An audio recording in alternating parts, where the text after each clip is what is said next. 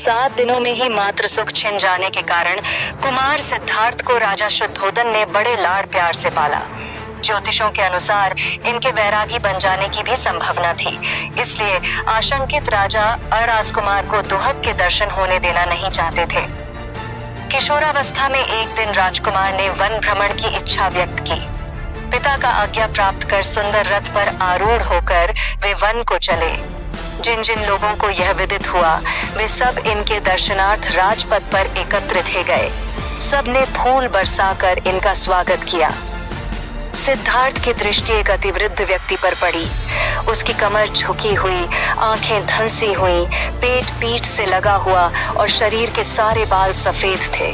वह कठिनाई से कांपते हुए चल पा रहा था। सिद्धार्थ ने अपने सारथी छंदक से पूछा, सारथी, यह कैसा व्यक्ति है? सारथी ने उत्तर दिया, कुमार, यह अति वृद्ध है। यह कभी आपके जैसा था, पर आयु ने इसे इस अवस्था में पहुंचा दिया है।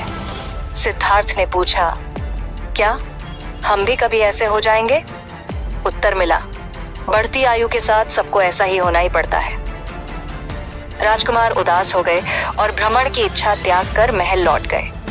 जब राजा को ये सब ज्ञात हुआ तो उन्होंने मंत्री को आदेश दिया कि राजकुमार को वृद्धों की छाया भी नहीं दिखनी चाहिए।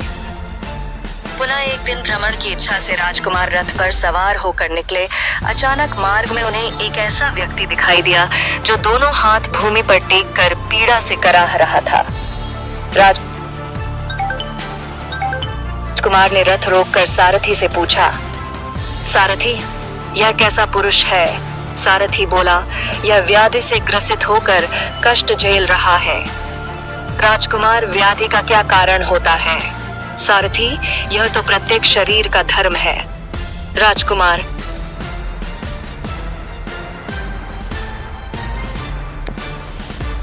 क्या इसके कष्ट को कोई बांट नहीं सकता? सारथी, कुमार, यह वेदना उसे ही सहनी पड़ेगी, इसे कोई दूसरा बांट नहीं सकता।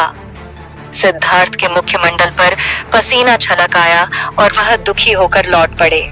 महाराजा ने जाना तो चिंतित होकर मंत्री को आदेश दिया कि राजमहल के समीप पौने योजन तक वृद्ध या रोगी प्रवेश न कर पाए। इधर राजकुमार सोचने लगे कि जब जरा और व्याधि शरीर का धर्म है तो कोई उपाय अवश्य होना चाहिए। कुछ दिनों बाद राजकुमार पुनः भ्रमण पर निकले। तभी उनके सामने किसी की शव यात्रा निकली। लोग दुखी होकर रो रहे थे। राजकुमार के पूछने पर सारथी ने बताया कि कोई मर गया है और उसके निष्प्राण शरीर को जलाने के लिए सभी श्मशान जा रहे हैं। राजकुमार ने पूछा, क्या सबको मरना पड़ता है? सारथी ने उत्तर दिया, यह संसार का नियम है कि जो जन्म लेता है वह मरता अवश्य है और फिर उसे जला दिया जाता है। राजकुमार व्याकुल होकर घर लौट गए और मन ही मन इन प्रश्नों का निदान ढूंढने लगे। वे सोचने लगे कि संसार में दुख ही दुख है, दुख है तो उसका कारण है और कारण है तो इसका निवारण भी अवश्य होगा। मुझे निवारण की तलाश करनी है। पिता ने इनकी मनोदशा पढ़कर वैराग्य को रोकने के लिए इनका विवाह कर दिया।